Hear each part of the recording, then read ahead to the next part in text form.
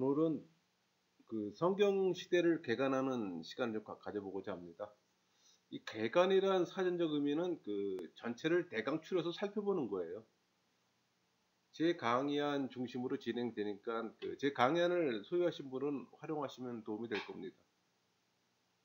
여러분, 성경 66권은 특별한 계시와 영감으로 기록된 하나님 말씀이 있잖아요. 또 구원에 필요한 지식과 또 충분하고도 명백한 지식을 담고 있는 구원의 보물 창고이기도 해요.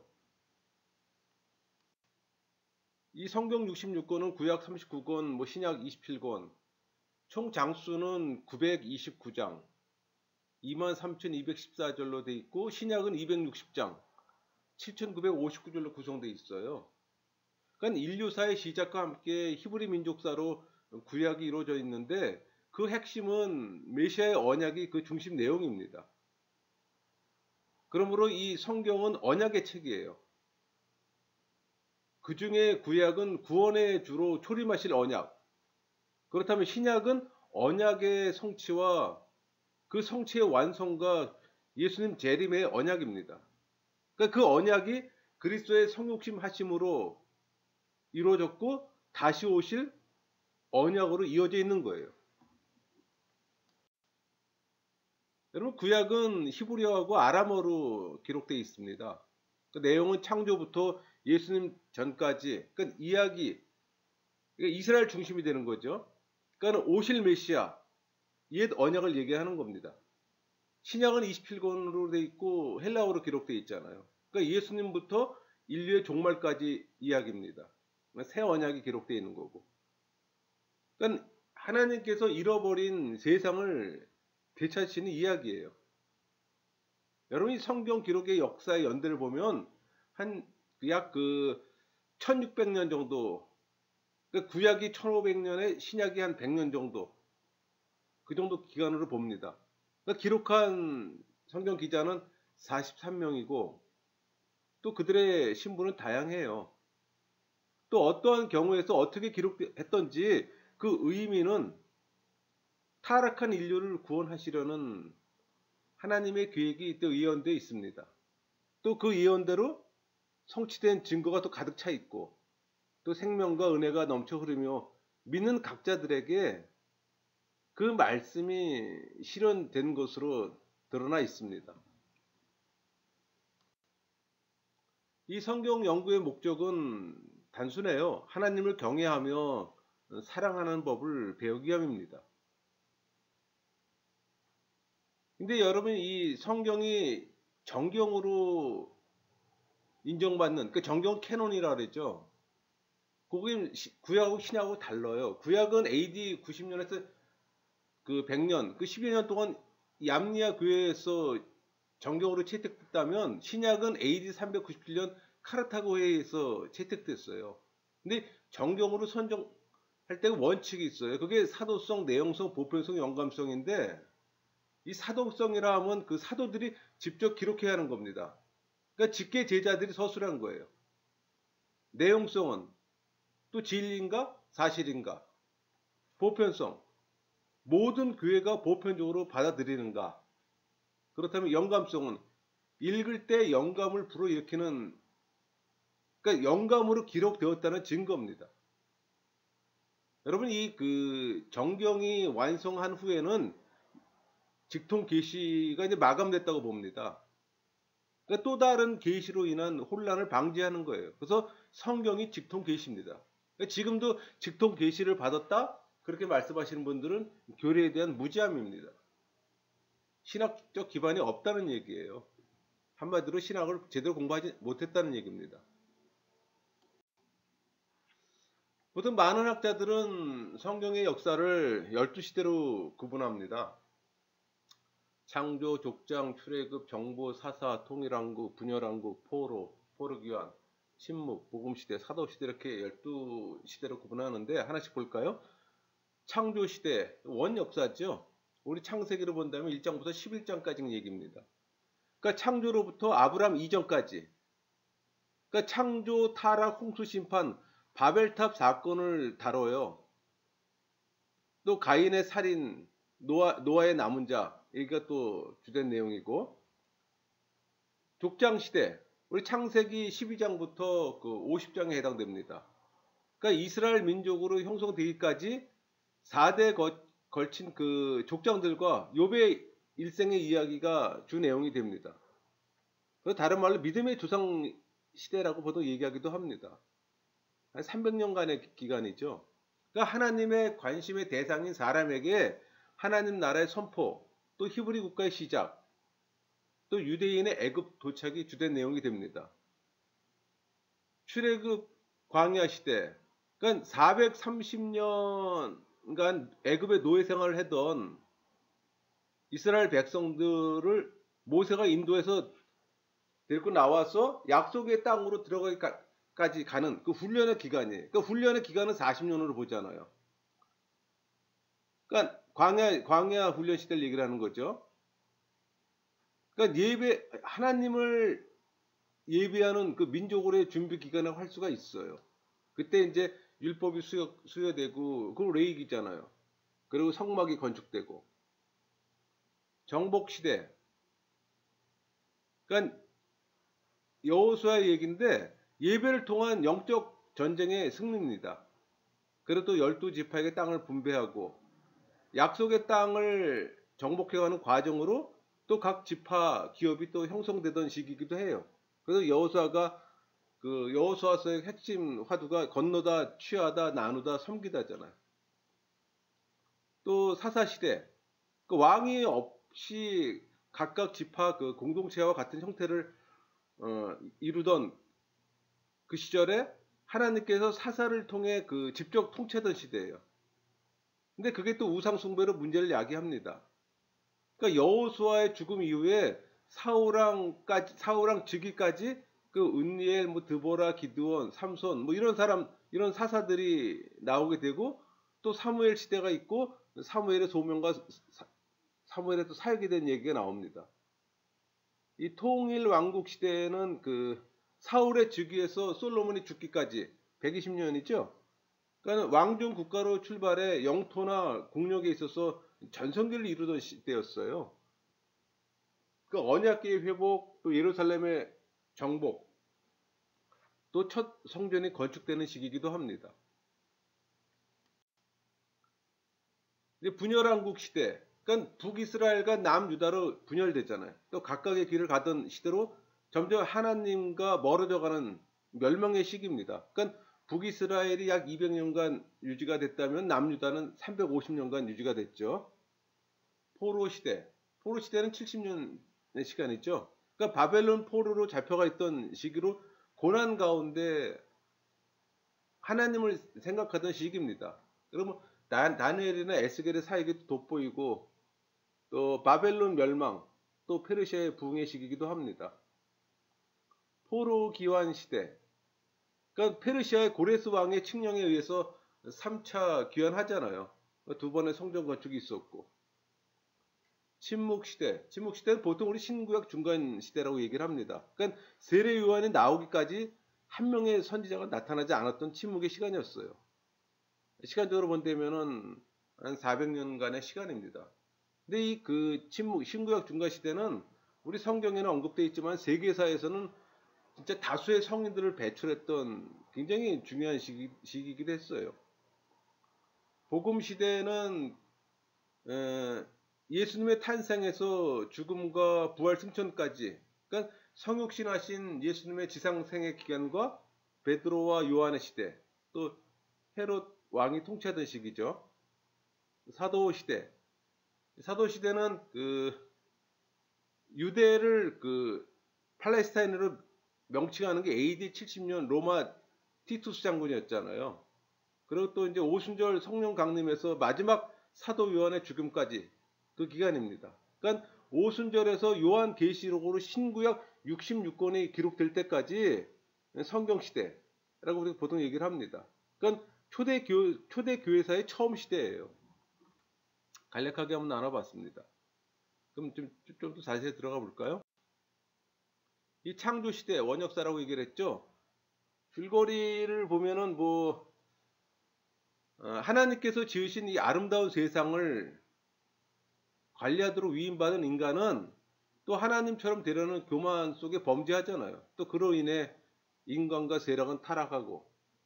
여러분 창조 시대에는 네 가지 주요 사건이 있습니다. 그게 창조, 타락, 풍수, 나라들이에요. 그 창조는 뭐냐면 아름다운 세상과 하나님 형상대로 지음받은 인간이라면 이 타락은 그 인간의 죄와 고통이 세상에 들어오는 겁니다.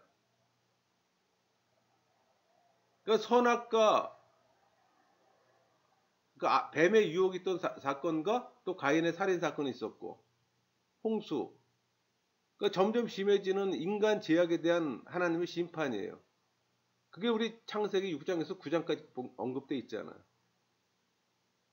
뭐 네 번째 주제가 나라들, 뭐 바벨타라고 얘기할 수 있는데 하나님처럼 되려는 인간의 죄성이 실물 드러난 사건입니다. 그게 10장, 11장에 이제 언급돼 있죠. 이때 이제 민족들의 분산 사건이 일어나는 거예요.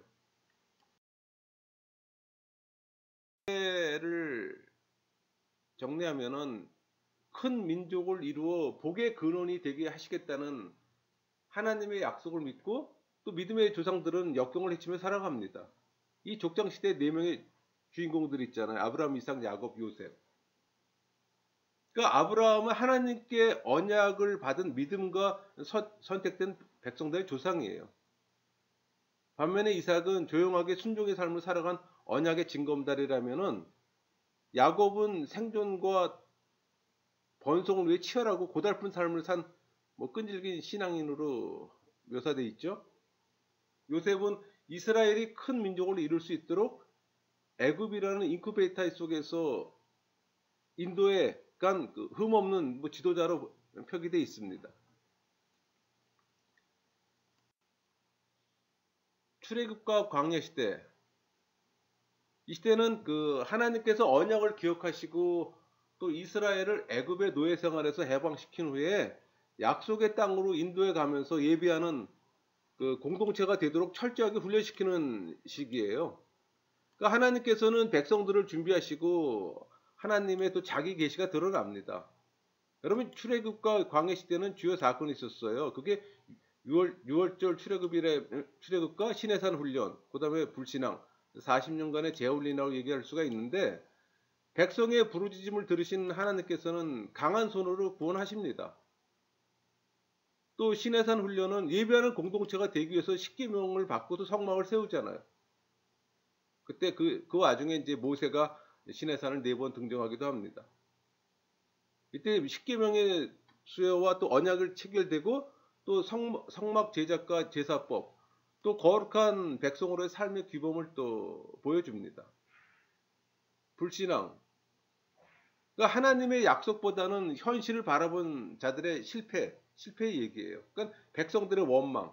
그러니까 가데스 바네에 12명 정탐꾼 보내잖아요. 그때 이제 긍정적인 답변하는 게 여호수아 갈렙 얘기가 나오는 거고. 그거로 인해 40년간의 훈련 시간에 들어갑니다. 그러니까 불신의 세대는 다 죽고 새로운 세대만 남는다는 얘기예요.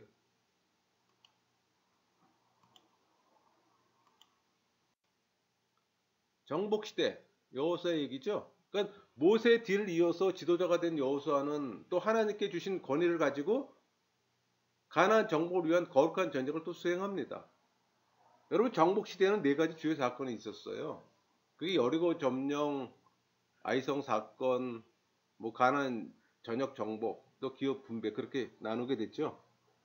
그러니까 하나님의 도움으로 요단강을 건너 여리고를 무너뜨린 거룩한 성전이에요.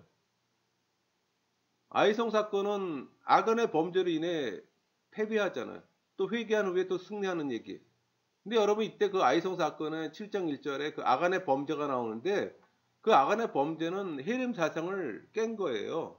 헤림 사상이 첫 것은 하나님께 드려야 되는데 그걸 중간에 가로챈 거죠. 그리고 또 여호수아는 가나안 전역을 정복합니다. 그러니까 하나님께서 가나안의 모든 왕들을 여호수아 손에 붙이셨어요. 여호수아 정복은 처음에 중앙을 정복하고 그 다음에 남부 지역, 그 다음에 북부 이렇게 해서 가나안 왕 31명을 전부 다 제압합니다. 정복이 끝나고 나서 이제 기업 분배하는 거예요.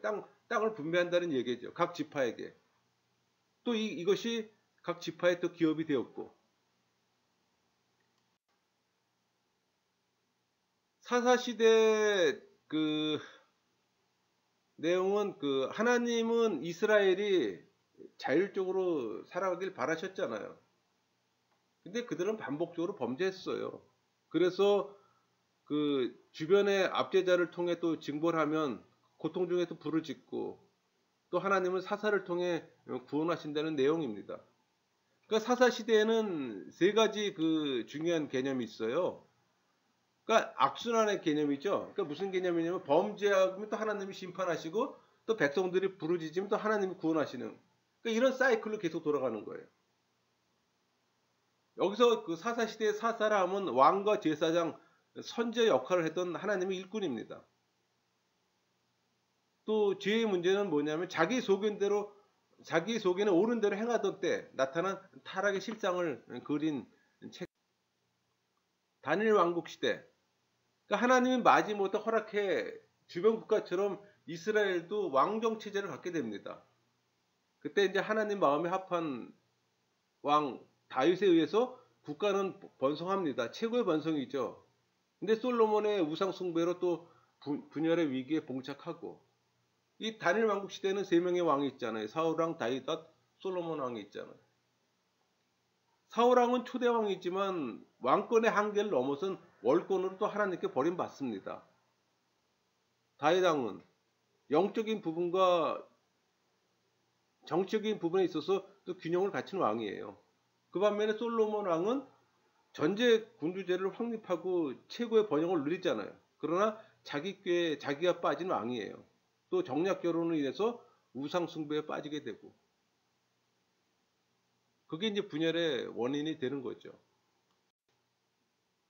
분열왕국 시대. 북이스라엘은 줄기차게 멸망의 길로 가고, 또 남유다는 갈방질팡하며 또 멸망의 길로 갑니다. 그러니까 통일왕국은 사울, 다윗, 솔로몬이 40년씩 120년간의 시간이었잖아요. 근데 그게 BC 930년에 분열에 이릅니다. 그러니까 북이스라엘은 208년 동안 존속한다면, 존속해서 722년에 멸망하잖아요. 근데 이 멸망이 흔적도 없이 사라져요. 반면에 남유다는 344년 동안 종속한 후에 BC 586년에 바벨론에 의해서 멸망을 당합니다. 그래서 바벨론 포로로 끌려가잖아요. 근데 여러분, 이 분열 왕국 시대에는 세 가지 주제가 있어요. 그러니까 왕국 분열 이유가 있다는 겁니다. 그러니까 솔로몬의 범죄와 여러 가지 상황에 의해서 분열되는 거예요. 여러분, 솔로몬의 타락은 그게 다르잖아요. 1000명의 처첩을 두잖아요. 그걸로 인해서 또 우상 종교가 또 유입되고, 또 사치로 세금을 또 과다하게 부과시키고, 또 백성들의 부역을 또 강요합니다. 그게 결국 그 분열의 요인입니다. 그래서 분열된 나라가 북이스라엘이잖아요. 남유다. 그러니까 북이스라엘은 여로보암의 길을 따라가던 불의한 왕국이었어요. 반면에 남유다는 다윗의 의로운 길을 따라가다 벗어났다가 했던 그 어떤 변덕스러운 왕국이라고 표현할 수가 있겠죠. 이때 이제 뭐 선지자가 11명이 나오고 예언서가 12권이 나오는 그런 시대적 배경을 갖고 있습니다. 포로 시대. 그러니까 남유다 백성들은 영적 타락의 결과로 포로가 됩니다. 또 그 고통 속에 또 신앙의 성숙이 이루어져요. 그러니까 포로 시대는 세 가지 주요 개념이 있는데, 그게 포로 생활 예언, 현실, 의미인데, 포로 생활의 예언은 그 영적 타락의 결과는 포로로 잡혀가고 또 잡혀간다는 게 줄기차게 또 예언됩니다. 그러니까 모든 예언서에서 나오는 현상들이에요. 포로 생활의 현실. 여러분, 포로로 끌려갔어도 물질적 환경은 괜찮았어요. 문제는 영적으로 슬픈 생활이었죠. 결국 이 포로 생활의 의미는 하나님의 징벌은 동시에 깊은 영적 유익과 각성이라는 겁니다. 여러분, 그 포로로 끌려가기 전에 그렇게 우상 숭배에서 그렇게 많은 선지자를 보냈음에도 불구하고 우상 숭배에서 벗어나지 못했는데, 이 포로 생활 70년 동안에 이 우상 숭배는 완전히 사라집니다. 그래서 여러분, 이 포로 생활에 끌려가 있는 동안 그 성전 중심의 신앙생활이 얼마나 좋은가를 깨닫습니다. 포로로 끌려가서는 성전을 지을 수 없기 때문에 회당 중심의 신앙 공동체를 이루잖아요. 그래서 그때부터 이제 신앙 공동체 소그룹 형태가 이루어지는 겁니다. 그러니까 자기들이 하나님의 사랑을 얼마나 많이 받아왔나를 깨닫고 정리하는 시간이에요. 그러니까 신앙적 안목을 갖고 역사를 다시 정리합니다. 그래서 나온 것이 구약 성경들이에요. 그러니까 포로 생활은 내면적으로 성숙해지는데 아주 필요한 시간이었습니다. 그러나 이것이 쉽게 이루어지는 건 아니잖아요. 선지자들의 끝없는 노력 속에 이루어지는 겁니다. 그 북이스라엘의 포로 연대를 보면은 BC 732년에 갈릴리 지역의 주민들이 그 아수르 그 디글랏 빌라스에게 포로되잖아요. 그리고 BC 721년에 사마리아인과 남아있던 그 북이스라엘 사람들은 아수르 또 사르곤에 의해서 포로가 됩니다. 실질적으로 BC 721년 그때 뭐 722년으로 얘기하는 학자도 있고요. 근데 이때 이제 북이스라엘만 끌려간 게 아니라 남유다도 한 20만 명이 아수르 사네립에게 포로가 됐어요. 그 반면에 남유다는 BC 606년에 그 다니엘을 포함한 바벨론 포로가 시작이 돼 갖고서 BC 597년에 에스겔을 포함한 포로들이 끌려가고 BC 586년에 예루살렘이 완전히 성전에 불타잖아요. 그래서 실질적으로 BC 586년에 이스라엘이 멸망에 들어간 겁니다. 그로부터 그 70년의 포로 기간에 바벨론 포로 기간의 시간이 형성되는 거죠. 이때 다니엘은 에스겔보다 9년 전에 먼저 바벨론에 끌려가서 큰 명성을 또 얻어요. 그래서 다니엘은 왕국 생활을 합니다. 반면에 에스겔은 시골에서 거주하고 서로 교류합니다. 또 에스겔은 에레미야의 제자이기도 하잖아요. 포로 기환 시대. 이 포로 기환 시대는 우리 고레스 칙령에 의해서 기환이 허락됐잖아요. 그래서 유다 백성들이 3차에 걸쳐서 기환합니다. 돌아와서는 뭐 성전과 신앙과 예루살렘을 재건하고, 이 포로 기환 시대는 네 가지 주요 개념이 있는데 포로 기환, 성전 재건, 영적 재건, 성벽 재건이에요. 그러니까 포로 기환은 3차에 걸친 기환 과정에서 하나님의 은혜를 또 체험해요. 그리고 성전 재건, 이스라엘이 정체성을 확인하고 또 이스라엘 재건의 핵심입니다. 영적 재건은 2차 기환을 지도한 이 에스라는 백성들에게 율법을 가르쳐요. 성벽 재건은 3차 기환을 지도한 느헤미야는 성벽을 또 재건하고 또 구별된 도시를 만들고자 노력했습니다. 침묵 시대를 정리하면 이때 우리 보통 신구약 중간 시대라고 얘기하잖아요. 그러니까 하나님께서 침묵하는 영적으로 깜깜한 시기였습니다. 그러니까 그 속에서 또 메시아 대망이 싹트고 있었고, 이 침묵 시대에는 그 네 가지 주요 개념이 있는데 세력의 변천, 정치적 당파, 종교적 당파, 메시아 대망이라고 구분해 놨는데, 세력의 변천, 그러니까 주변 세력의 빠른 변화 속에서 내부적인 분리가 일어납니다. 그러니까 세력의 변천은 크게 이제 아수르, 바벨론, 페르시아, 헬라, 로마잖아요. 그러니까 페르시아는 또 바사 제국이라고 표현하기도 하고, 내부적으로는 예루살렘 중심의 유대인과 사마리아 중심의 사마리아인이란 집단으로 구분이 됩니다. 그러니까 유대인은 예루살렘 성전을 중심으로 신앙생활을 한다면 사마리아인들은 세겜에 있는 그리심산에서 세운 그 성전을 중심으로 신앙생활을 해요. 두 번째, 정치적 당파. 이 정치적 당파는 마카비아가 열심당, 헤롯당을 얘기합니다.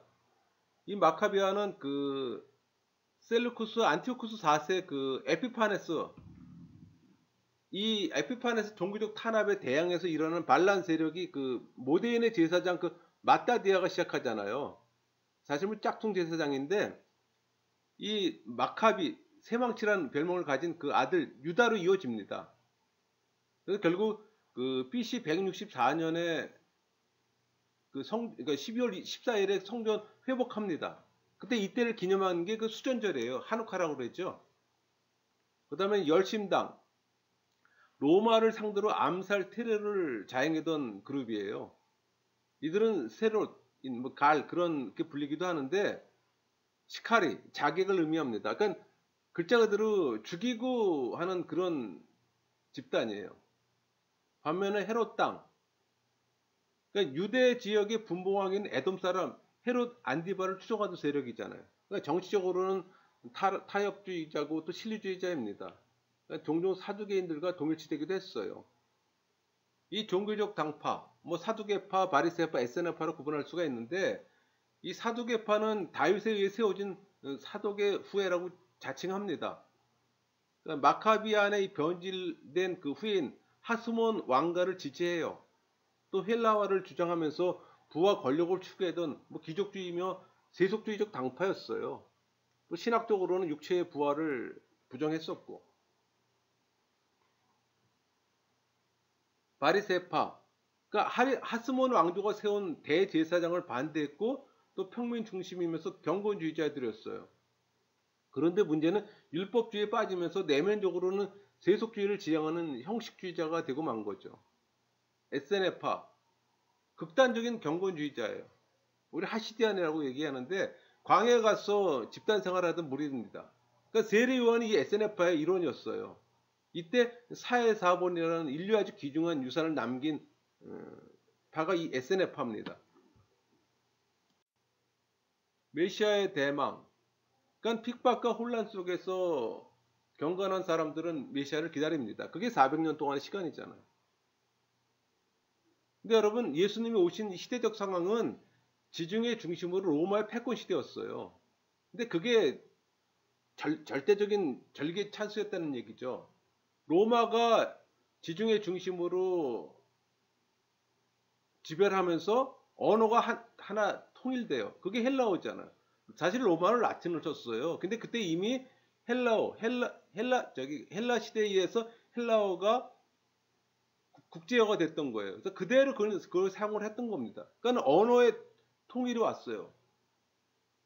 그리고 또 도로, 모든 길은 로마로 통한다 그랬잖아요. 그러니까 도로가 정비되면서 쉽게 사람들이 자유롭게 이동했었고 로마법이 형성되고 또 종교가 자유로웠습니다. 결국 가장 좋은 시기에 예수님이 나신 거예요. 여러분, 구약 성경에 세 가지 기본 사상이 있어요. 제가 언급됐지만 아브라함에게 준 하나님의 약속, 히브리 민족과 하나님의 언약, 다윗에게 준 하나님의 약속을 표기해놨는데 이 아브라함에게 준 하나님의 약속은 모든 민족은 아브라함의 자손으로 축복을 받습니다. 히브리 민족과 하나님의 언약, 그러니까 하나님을 충실히 섬기면 번성할 것이고 배반하고도 우상을 섬기면 멸망할 거라는 얘기예요. 그리고 또 다윗에게 주는 하나님의 약속, 그의 자손은 하나님의 백성을 영원히 다스린다는 약속입니다. 근데 여러분, 이 구약성경 사상에 발전한 단계가 있습니다. 그러니까 히브리 민족은 온 세계를 축복하기 위해서 창조됐던 겁니다. 그러니까 선택된 메시아의 민족이에요. 그 히브리 민족이 세계를 축복하는 방법은 다윗의 계보를 통합니다. 그게 메시아적 계보라고 보통 얘기를 하는 거예요. 그 계보가 세계를 축복하는 방법은 그 계보에 탄생하는 위대한 왕을 통하는 겁니다. 그게 메시아예요. 그러니까 히브리 민족을 선택하신 하나님의 목적은 세상에 그리스도를 보내시는 겁니다. 여러분, 정리할게요. 하나님께서 성경의 땅, 레반트를 선택하신 이유가 있어요. 그러니까 하나님은 아브라함을 택해서 그에게 지시하는 땅, 지시하는 산으로 가라고 명령하셨잖아요. 그러니까 가나안 땅으로 아브라함을 보낸 이유는 큰 문명과 대륙의 중간에 위치해서 다리 역할을 하는 이 땅을 복의 근원지로 삼으려는 계획이 있었던 거예요. 이 비옥화 숲생탈 지역은 메소포타미아 지역하고, 메소포타미아가 아시아이잖아요. 나일강의 아프리카라면 저기 그리스 로마 지역, 유럽 지역이잖아요. 그 3개 대륙이 만나는 지점이 레반트 지역이에요, 여러분. 그 계획이 수천 년간 아브라함, 다윗을 통해서 이어오다가 예수님이 이 땅에 와서 복 중에 복인 천국 복음을 전함으로 이루어진 겁니다. 그러니까 예수님은 영생을 가져다 주는 이 복을 이곳에 선포하셨던 거예요. 그 복이 퍼져나간 겁니다. 왜? 꼭지점에 있다 보니까 쉽게 3개 대륙으로 번져나갈 수가 있는 거예요. 그러니까 예수님이 가르치던 이 베드로를 비롯한 제자들의 복음을 가지고 지금의 아시아, 아프리카, 유럽을 전함으로써 이스라엘은 복의 근원지가 되었던 겁니다. 그러니까 아브라함으로부터 꿈꿨던 비전이 이루어져 가고 있는 거예요. 세계 4대 문명의 발상지 중에 2개가 이 지역에 있잖아요. 이스라엘의 남과 북이 이곳에 위치하고 있습니다. 그러니까 남쪽에는 애굽의 나일강 문명이라면 북쪽에는 메소포타미아 문명이 있었잖아요. 이 메소포타미아 이 지역은 아시아고 나일강 지역은 아프리카입니다.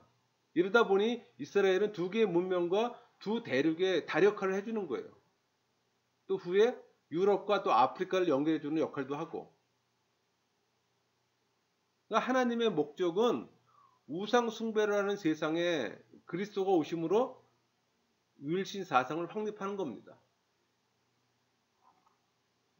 마치겠습니다.